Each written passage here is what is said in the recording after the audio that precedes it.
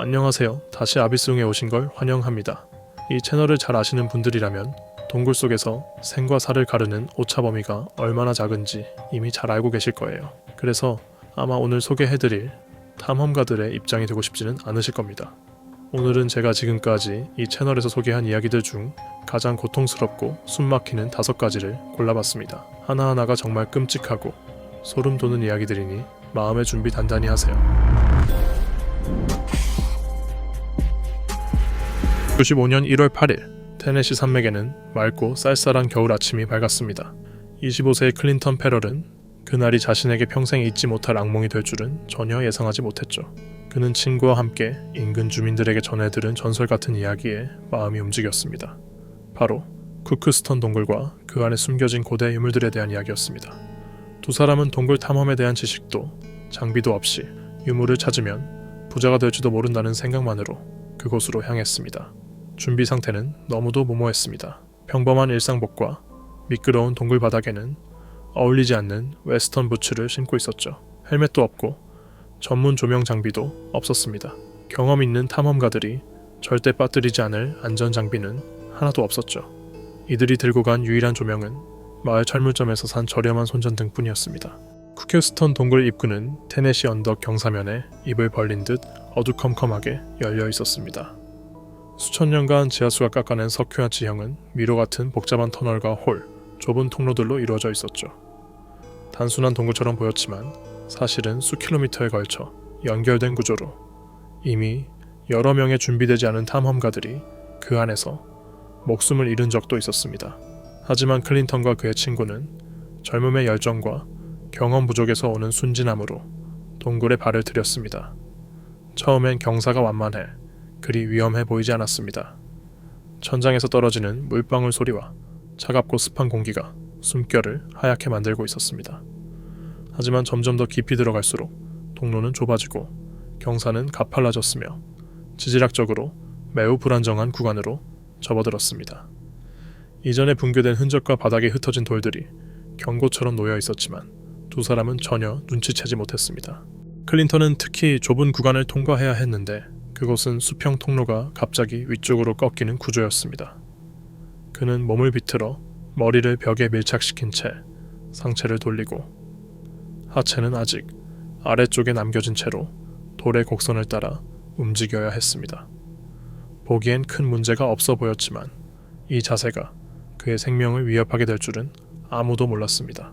그 순간 그를 덮칠 바위가 움직이기 시작했습니다. 무게 약 227kg에 달하는 커다란 석회암 바위는 수십 년 동안 서서히 제자리를 벗어나고 있었습니다. 자연적인 침식, 수분 침투, 동결과 해동을 반복한 결과 바위의 지지점이 약해져 있었던 겁니다.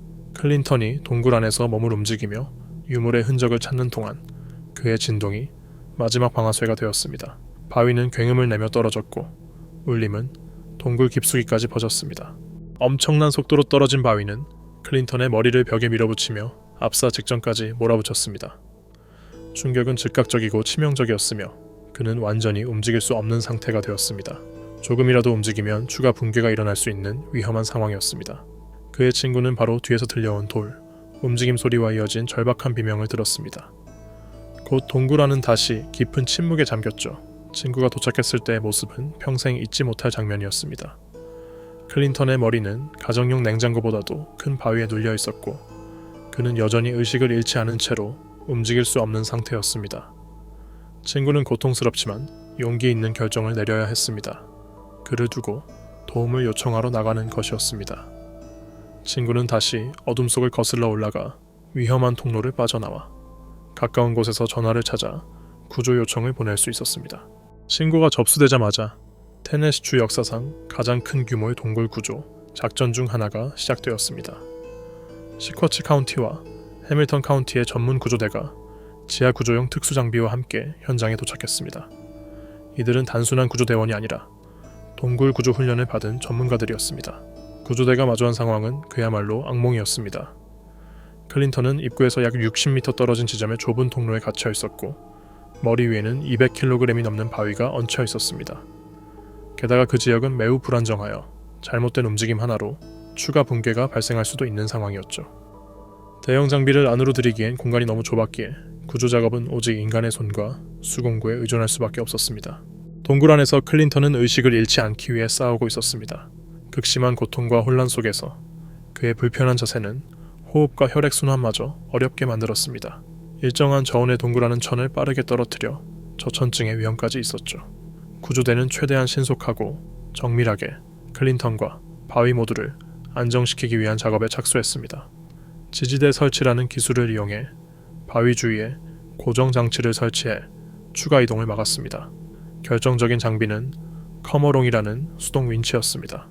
이 장치는 케이블과 도르래를 이용해 무거운 물체를 천천히 제어하면서 움직일 수 있게 해줍니다. 구조대는 각도를 정밀하게 계산해 커머롱을 설치하고 바위를 아주 조금씩 이동시키기 시작했습니다. 작업은 매우 조심스럽게 이루어졌고 도중에 발생할 수 있는 미세한 움직임에도 철저히 대응했습니다. 구조대는 교대로 거의 5시간 동안 작업에 집중했습니다. 마침내 클린턴의 머리가 바위에서 풀렸을 때 구조 작업은 끝나지 않았습니다.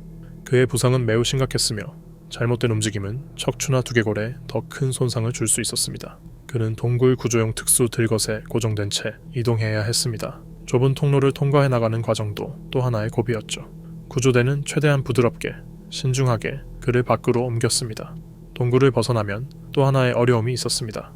도로까지는 약 30m의 가파른 경사를 올라야 했습니다. 구조대는 로프와 수동 인양 기술을 이용해 그 경사를 안정적으로 올라갔고 마침내 도로 위에서 대기하던 구급차에 도착했습니다. 현장에는 이미 응급 헬리콥터도 대기 중이었고 그는 곧바로 인근 병원으로 후송됐습니다.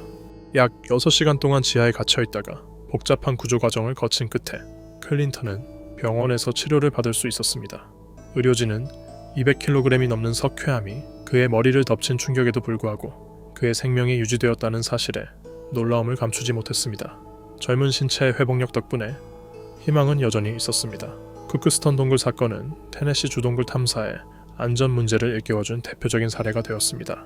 사고 이후 동굴은 공식적으로 폐쇄되었고 이 구조 작업은 여러 구조대와 관련 기관에서 연구 대상으로 기록되었습니다. 이 사건은 무모한 탐험이 얼마나 위험한지 또 구조대의 헌신이 얼마나 중요한지를 일깨워준 교훈이었습니다. 클린턴은 오랜 재활을 거쳐 결국 생존했으며 그는 이 사건을 통해 동굴은 반드시 존중과 철저한 준비가 필요하다는 사실을 뼈저리게 깨달았습니다. 그의 이야기는 이후 아무 준비 없이 동굴에 들어가려는 이들에게 경고처럼 전해지고 있습니다. 토머스 에드워드 베닝은 모험을 사랑하는 사람이었습니다.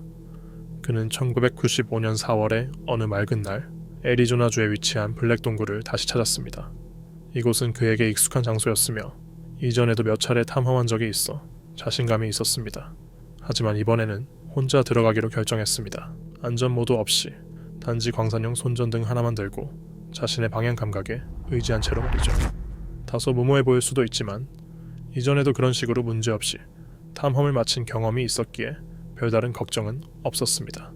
이 채널에서 다루는 여러 비극적인 이야기를 보면 아시겠지만 많은 사고가 바로 이런 자신감 과잉에서 비롯됩니다. 최소한의 안전장비와 동행자 없이 동굴에 들어가는 건 정말 위험한 일입니다. 입구를 지나자 익숙한 중앙 공간이 나왔습니다. 이전에 여러 번 지나간 넓은 공간이었습니다.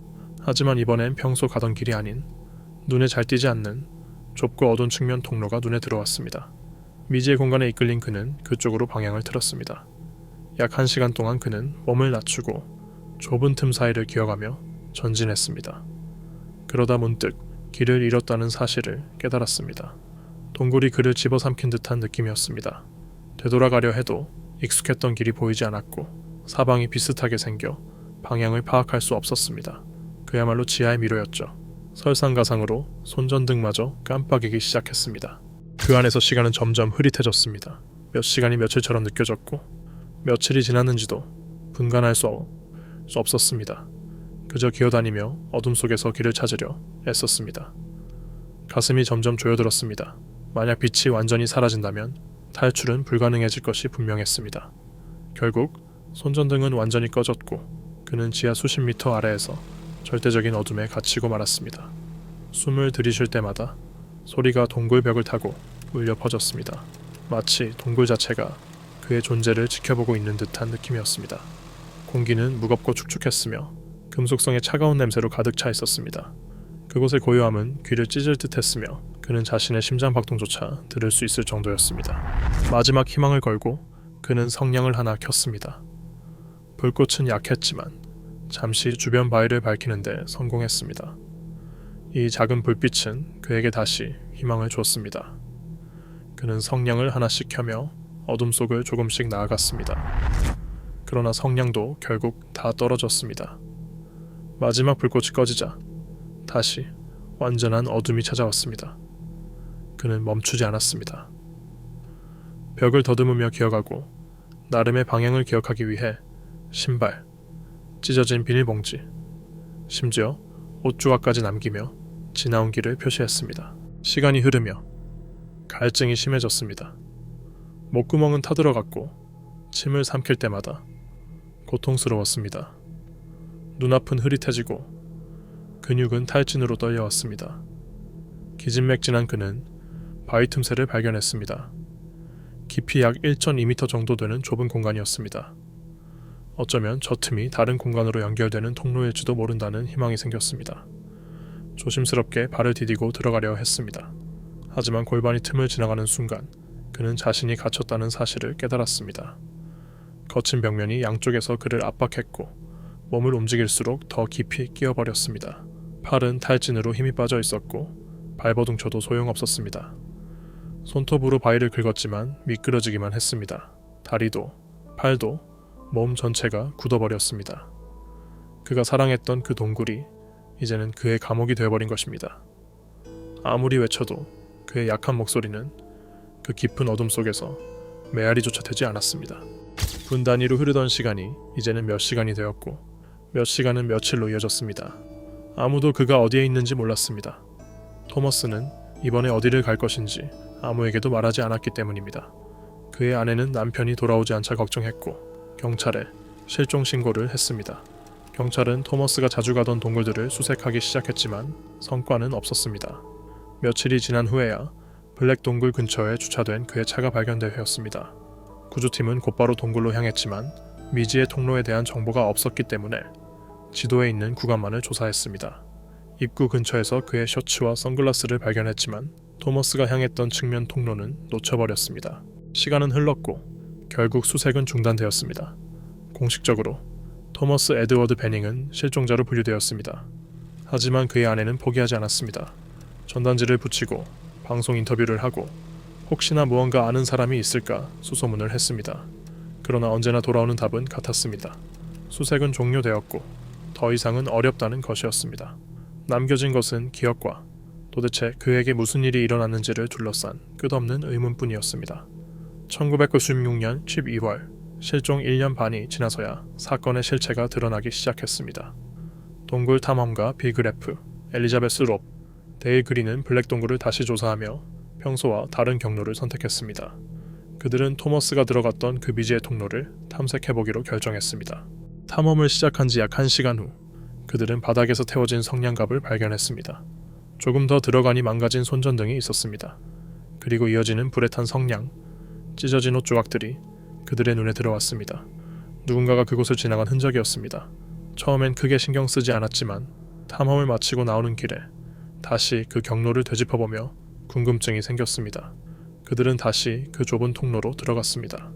폭이 1m도 되지 않는 구간이었고 점점 더 아래로 이어졌습니다. 로브가 기어가다 신발 하나를 발견했고 이어서 양말 하나를 더 찾았습니다. 그리고 바닥에 놓인 수상한 물체를 보게 되었습니다. 처음엔 단순한 털 뭉치인 줄 알았습니다. 그러나 가까이 가서 본 그것은 전혀 다른 것이었습니다. 그들은 충격에 휩싸였습니다. 그것은 토머스 에드워드 베닝의 시신이었습니다. 실종 소식은 익히 들었지만 그가 아직도 그곳에 남아있을 줄은 상상도 못했습니다. 그들은 현장을 촬영하고 주머니에서 발견된 열쇠를 수거해 신원 확인을 도왔습니다. 자세히 살펴보니 바위에 긁힌 깊은 자국들이 보였습니다. 필사적으로 몸을 빼내려 했던 흔적이었습니다. 떠나기 전 구조대가 다시 올 수 있도록 반사 표식을 남기고 보안관에게 즉시 신고했습니다. 며칠 후 좁은 통로 구조 경험이 있는 전문가들이 투입되었고 여러 번의 시도 끝에 마침내 토머스의 시신을 꺼낼 수 있었습니다. 그의 지갑이 그대로 남아있어 최종적으로 신원이 확인되었습니다. 그는 약 20개월 동안 그 동굴 속에 갇혀 있었습니다. 익숙했던 장소가 결국 그에게 죽음을 안겨주었습니다. 초기 구조팀이 그 동굴의 비밀 통로를 알고 있었다면, 혹은 경험 많은 동굴 전문가들이 동원되었더라면 결과는 달라졌을지도 모릅니다. 하지만 블랙 동굴은 너무 오랜 시간 그 진실을 깊은 어둠 속에 감추고 있었습니다. 1996년 8월 17일, 노련한 동굴 탐사자들로 구성된 한 팀이 미국 테네시주의 어느 신생 동굴에서 새로운 탐험을 시작하려 준비 중이었습니다. 그 장소는 이미 수상한 기운을 풍기고 있었죠. 마이크 로저스, 잭 토미슨, 제랄드 모니, 마이크 피코, 앨런 크레슬러는 전날 하루 종일 동굴 깊은 곳에 좁은 통로를 뚫기 위해 돌무더기를 치우며 작업을 했습니다. 오늘은 그 통로를 지나 아직 탐사되지 않은 구역을 발견하자는 계획이었습니다. 이들에게 동굴 탐험은 단순한 취미가 아니라 일종의 집착이었습니다. 지하에 숨겨진 방을 기어다니며 사람이 한 번도 들어간 적 없는 좁은 틈을 통과하고 새로운 공간을 발견하는 일은 그들에게 최고의 짜릿함이었죠. 그러나 그러한 흥분 뒤에는 언제나 위험이 도사리고 있습니다. 수많은 톤의 안반이 머리 위에 있다는 사실은 동굴의 불확실성을 매 순간 상기시켜줍니다.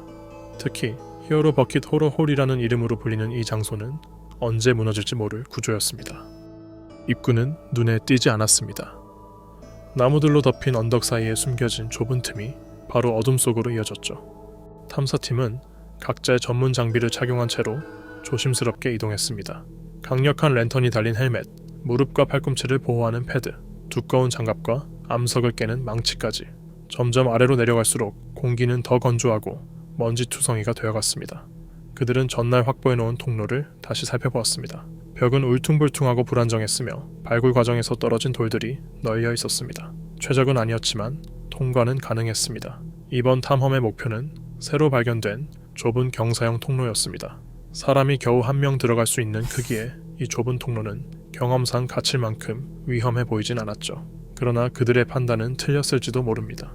잭이 가장 먼저 들어갔습니다. 그는 왼쪽 어깨를 바닥에 대고 옆으로 몸을 비틀어 통로에 진입했습니다. 통로는 약 60cm 높이로 너무 낮아 엎드린 자세로는 진입이 어려웠기 때문에 최대한 몸을 납작하게 눕힌 채 기어가야 했죠.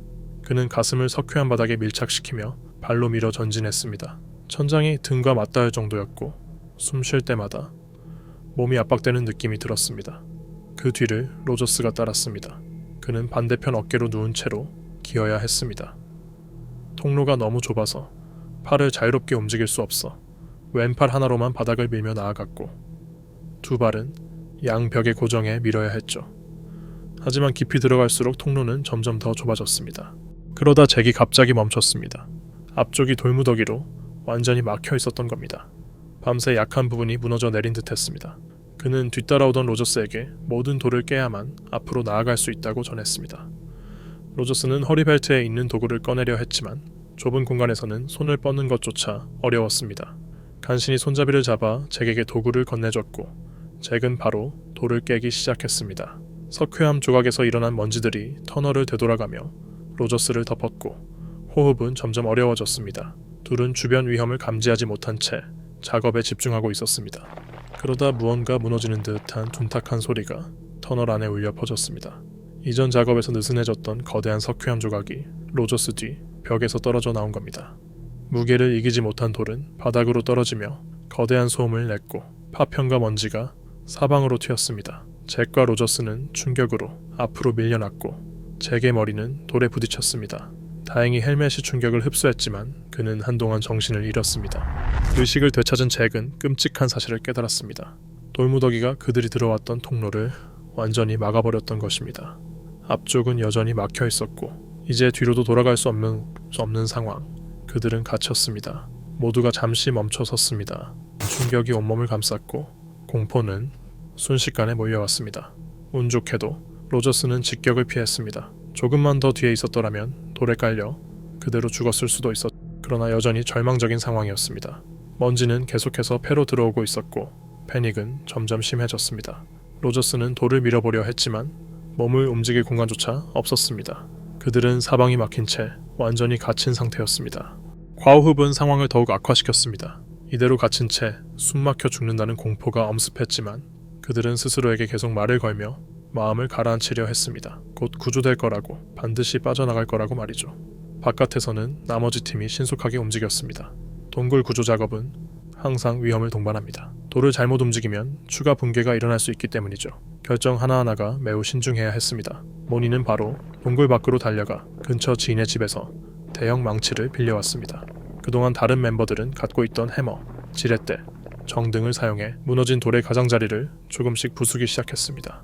터널 안에서 잭과 로저스는 최선을 다해 침착함을 유지했습니다. 패닉 상태가 되면 산소를 더 빨리 소모하게 된다는 것을 알았기 때문이죠. 또한 주변 구조를 불안정하게 만들 수 있기 때문에 몸을 움직이는 것도 최대한 자제했습니다.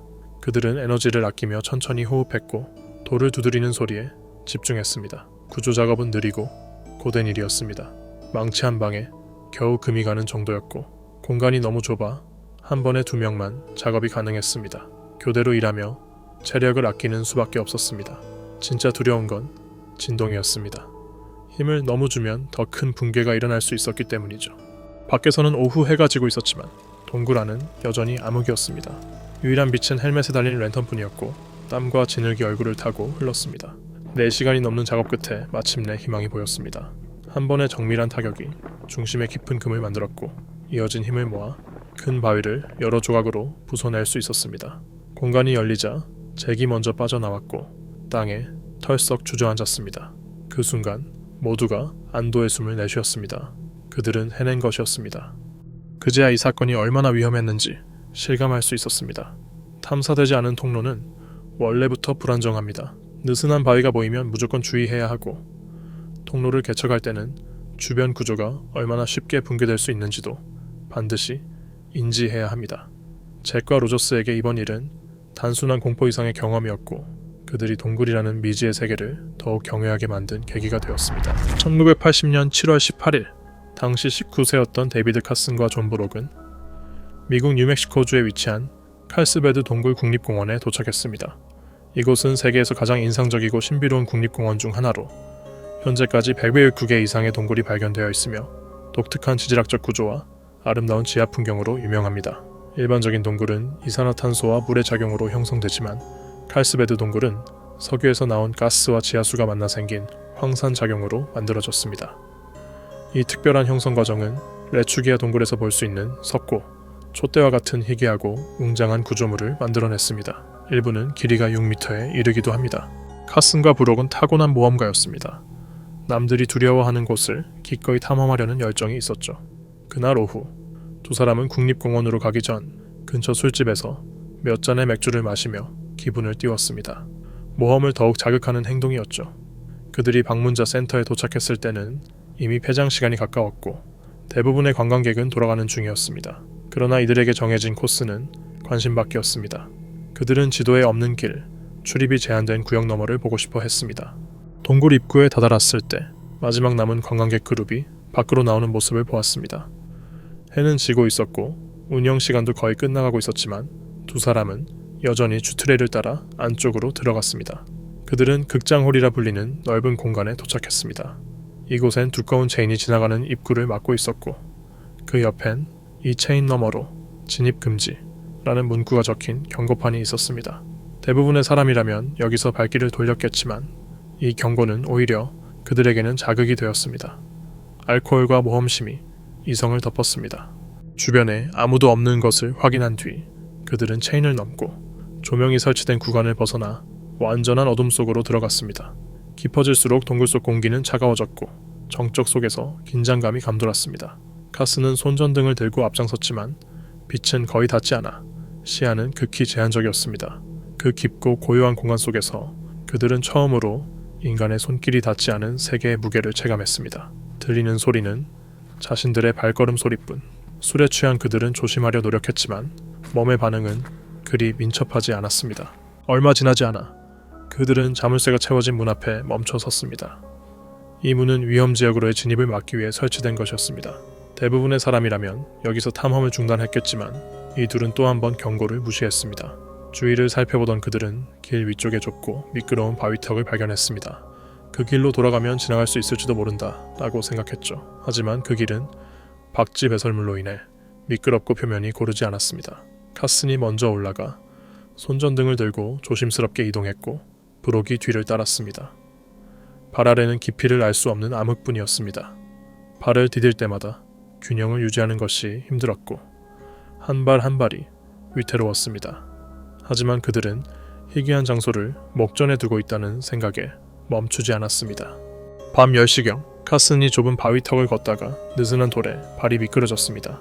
그는 균형을 잃고 12m 가까이 아래로 추락했습니다. 떨어진 충격 소리는 동굴 속 정적을 깨뜨렸고 브록은 그대로 얼어붙었습니다. 손전등이 떨려 빛도 흔들렸습니다. 바닥에 떨어진 카슨은 돌무더기 사이에 누워 있었고 고요함은 그의 고통스러운 비명으로 바뀌었습니다. 브록은 충격 속에서도 바로 아래로 내려갔습니다. 카슨은 의식을 잃진 않았지만 말을 거의 못했고 얼굴은 고통으로 일그러져 눈물로 젖어 있었습니다. 그는 돌에 눌린 채 작은 틈에 갇혀 있었고 브록은 손으로 돌을 하나씩 치워 나갔습니다. 카슨의 몸 곳곳에는 찰과 상과 멍이 있었고 팔과 상반신은 피범벅이었습니다. 하지만 브록을 가장 놀라게 한 것은 그의 다리였습니다. 다리는 기형적으로 꺾인 상태였고 전혀 움직이지 않았습니다. 브록은 도움을 청하러 나갈지 친구를 홀로 둘지 사이에서 갈등했지만 더 이상 머뭇거릴 시간이 없었습니다. 결국 그는 동굴 밖으로 향하기 시작했고 온 힘을 다해 길을 되짚어 나왔습니다. 몇 시간이 지나서야 겨우 동굴 바깥으로 빠져나왔고 숨을 제대로 쉴 힘조차 없었습니다. 그는 방문자 센터에 도착하자마자 국립공원 관리인 존 맥러플린에게 사고 상황을 알렸고 맥러플린은 곧바로 전문 구조팀을 호출했습니다. 시간이 생명이었기 때문입니다. 1시간도 안 돼 구조팀이 장비를 들고 도착했고 현장에 도착하자마자 구조 계획을 수립했습니다. 가장 먼저 한 일은 카슨의 척추를 안정적으로 고정해 이동 중 더 큰 부상이 생기지 않도록 하는 것이었습니다. 구조 작업은 매우 조심스럽게 진행됐습니다. 동작 하나하나가 고통을 줄이지 않기 위해 계산되어 있었고 구조팀은 조용한 목소리로 서로 소통하며 협력했습니다. 길은 좁고 미끄러웠으며 곳곳에 급경사와 굽은 구간이 많아 들것을 운반하기가 쉽지 않았습니다. 몇 시간의 고된 작업 끝에 마침내 카슨은 동굴 밖으로 이송되었습니다. 카슨은 즉시 과달루페 의료센터로 이송되어 정밀 진단을 받았고 의사들은 심각한 척추 손상을 확인했습니다. 그의 허리 아래로는 영구적인 마비 상태가 된다는 결과가 나왔습니다. 이 소식은 카슨뿐 아니라 그의 가족, 친구들, 그리고 국립공원 측에도 큰 충격이었습니다. 그들은 전례 없는 사고를 처음 마주한 것이었습니다. 이번 사고는 무분별한 탐험과 음주, 그리고 안전규칙 무시에 대한 중요한 경고가 되었습니다. 동굴 탐사 전문가들은 반복해서 강조해왔습니다. 동굴은 충분한 경험과 장비 없이 접근해서는 안 되는 매우 위험한 환경이라는 것을요. 이 사건 이후 공원 측은 보안 조치를 한층 강화했습니다. 더 튼튼한 방책이 설치되었고 경고판도 더 눈에 띄게 바뀌었으며 제한구역에 대한 순찰이 자주 이뤄지기 시작했습니다.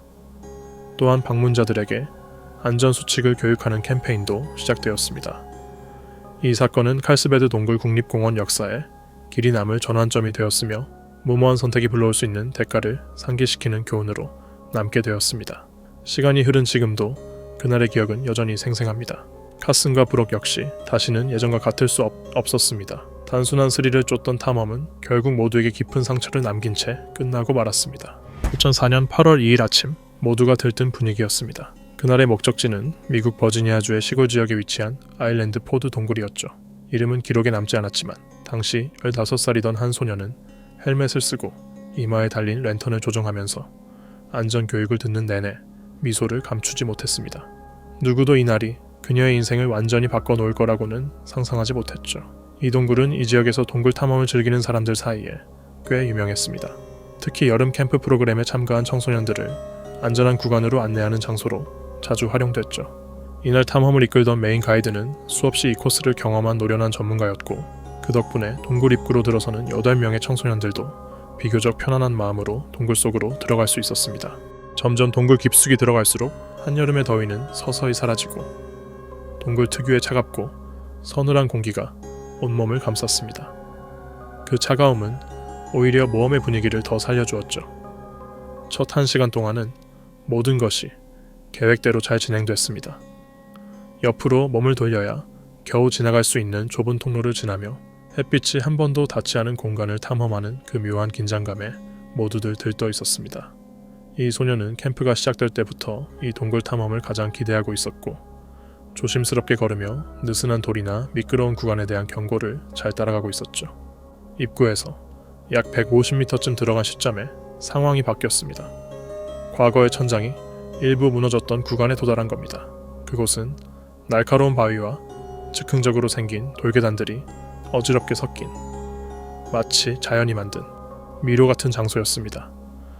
그녀는 대열에서 4번째로 걷고 있었고 앞에는 가이드와 2명의 친구들이 있었습니다.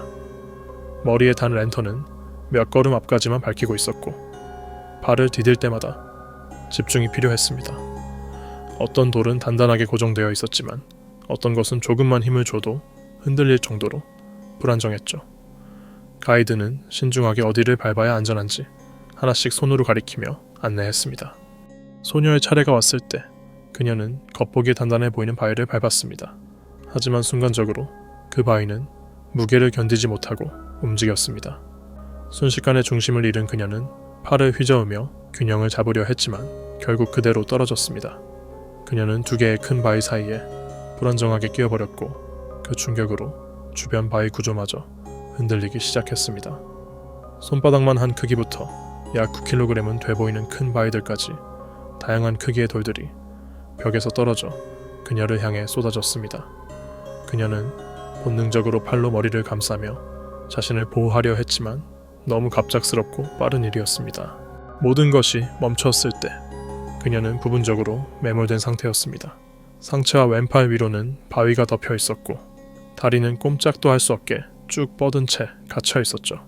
특히 오른쪽 다리는 2개의 거대한 바위 사이에 완전히 끼어 있었고 아무리 힘을 줘도 움직이지 않았습니다. 몸을 비틀거나 다리를 끌어보려 했지만 다리는 종아리 중간부터 발목까지 기이한 각도로 고정되어 있었고 움직일 수 없었습니다. 가이드는 빠르게 그녀에게 다가와 조심스럽게 그녀 위에 있던 돌들을 치우기 시작했습니다. 다른 아이들도 함께 도우며 작은 돌들을 옮겼고 가이드는 신중하게 그녀의 상체부터 돌을 하나씩 제거했습니다. 돌 하나를 뺄 때마다 그녀는 조금씩 숨을 쉴 수 있게 되었지만 다리는 여전히 단단히 갇혀 있었고 그 불안감은 사라지지 않았습니다. 가이드는 곧 이 상황이 생각보다 훨씬 복잡하다는 걸 깨달았습니다. 다리는 좁은 틈에 끼어 있었고 그녀의 힘으로는 빠져나올 수 없는 위치였습니다. 게다가 떨어진 돌들이 그녀의 몸을 더 불리한 자세로 고정시켜버렸죠. 가이드는 작은 돌을 제거하거나 각도를 바꿔보기도 했고 자신의 몸을 이용해 지렛대처럼 해보기도 했지만 모두 소용없었습니다. 오히려 더 깊이 끼는 느낌이 들 때도 있었습니다. 그 사이 다른 아이들은 근처에서 불안하게 기다리고 있었습니다. 어떤 아이들은 말을 걸어 그녀를 위로하려 했고 어떤 아이들은 충격으로 멍하니 서 있기만 했죠. 동굴 내부의 기온은 약 13도 정도로 처음에는 시원하고 쾌적했지만 시간이 흐를수록 그 냉기가 뼛속까지 파고드는 듯했습니다. 동굴 안에서의 시간은 너무 느리게 흘렀고 실제로는 15분 정도였지만 몇 시간이 지난 것처럼 느껴졌습니다. 결국 가이드는 어렵지만 중요한 결정을 내렸습니다. 보조 지도자에게 동굴 입구까지 가능한 한 빨리 돌아가 구조대를 부르라고 요청한 겁니다. 그 후의 기다림은 더욱 긴장되고 지루한 시간이었습니다. 밖으로 나온 보조 지도자는 가장 가까운 차량까지 달려가 비상용 휴대폰을 꺼내 들었습니다. 지역에서 지하 구조를 전문으로 하는 구조팀이 즉시 호출되었고 20분도 되지 않아 자원봉사자들이 장비를 챙겨 동굴로 향하기 시작했습니다. 이 구조팀은 일반 구조대가 아닌 동굴 구조에 특화된 전문가들이었죠. 동굴 안에서 소녀는 의식이 희미해지고 있었고 깨어있는 상태와 기절하기 직전 사이를 오가고 있었습니다. 사고가 일어난 지 거의 1시간이 지난 후 멀리서 사람들의 목소리가 들렸고 곧 흔들리는 랜턴 불빛이 보였습니다. 보조 지도자가 4명의 숙련된 구조대원과 함께 돌아온 겁니다. 그들은 특수 장비를 들고 있었고 팀의 리더는 상황을 신속히 파악하고 그녀의 상태와 부상을 확인했습니다. 3명의 구조대원이 각기 다른 방향에서 조심스럽게 정확한 각도로 힘을 줘 다리를 천천히 빼냈습니다. 드디어 그녀의 다리가 빠져나오자 그 순간은 말로 표현할 수 없는 안도감이 밀려왔습니다. 다리가 풀린 후 구조대는 그녀의 몸 전체 상태를 점검했습니다. 몸통과 등에 멍이 가득했고 왼쪽 어깨뼈 근처에는 깊은 찰과상이 있어 피가 많이 흐르고 있었습니다. 그녀는 움직임을 최소화할 수 있는 특수 들것에 조심스럽게 눕혀졌고 좁은 동굴 통로를 지날 때도 최대한 흔들림이 없도록 고정 출구까지의 길은 매우 느리고 조심스러웠습니다. 들것은 아이들과 구조대원이 번갈아가며 손에서 손으로 옮겼고 마침내 늦은 오후에 햇살 아래 도착했을 때 이미 대기하고 있던 앰뷸런스가 그녀를 기다리고 있었습니다. 병원으로 옮겨진 후 모든 정밀 검사가 이루어졌습니다.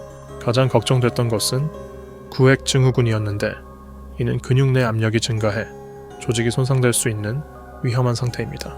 또한 몸 안쪽, 특히 갈비뼈 쪽 내부 손상의 가능성도 우려됐습니다. 약 9kg에 달하는 돌이 떨어졌기 때문이죠. 다행히 다리에는 골절이 없었지만 갈비뼈 두 곳에 미세한 금이 간 것으로 나타났습니다. 며칠간의 안정과 치료 끝에 그녀는 완전히 회복할 수 있었습니다. 이 이야기가 흥미로우셨다면 지금 화면에 뜨고 있는 또 다른 사례를 꼭 확인해 보세요. 이 이야기처럼 단순한 모험으로 시작했지만 훨씬 더 끔찍한 결말을 맞이한 사건입니다. 영상을 재밌게 보셨다면 좋아요와 구독 부탁드려요. 정말 큰 힘이 됩니다. 시청해주셔서 감사합니다. 다음 영상에서 또 만나요.